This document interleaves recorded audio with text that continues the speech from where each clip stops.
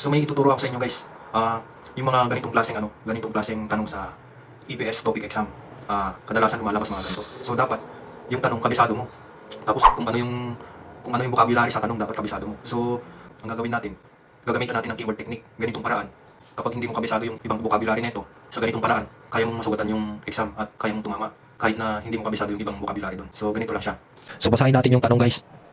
다음 단어에 비슷한 말은 무엇입니까? So himay-himayin natin. 다음, next, 단어의 word or salita. 비슷한, kasing kahulugan or kaparehas. 말은 salita. Yun sinasabi. 무엇입니까? Ano ang meron? Sabi diyan. So yung nasa baba, yung nasa box, 쉽다. So 쉽다, ano to? To be easy. Tapos yung choices sa baba, sa number 1, 어렵다, mahirap. Yung number 2, 간단하다, to be simple. Yung number 3, 힘들다. Parang ano rin siya, korupta, mahirap. Tapos yung number 4, 복잡하다, ano siya, to be complicated.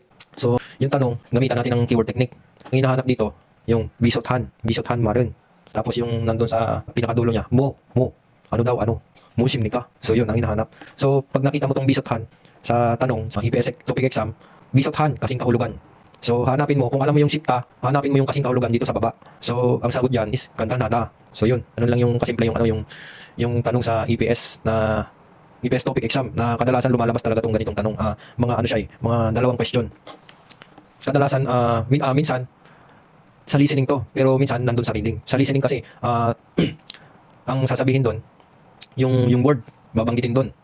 Sa may speaker na sa may computer dito sa headset mo magsasalita. So yun, babanggitin yung word na nasa box, tapos hanapin mo yung kasing kahulugan or yung kabaliktaran. Minsan kabaliktaran. So dapat kabisado mo rin yung kabaliktaran. Yung 비슷한, yung kasing kapareho. Yung kabaliktaran naman, word na yun is 반대말. So isip mo to, 반대말, yung kabaliktaran. 반대말, 비슷한 말. So pag lumabas sa exam mo yun, ang hinahanap. So yun.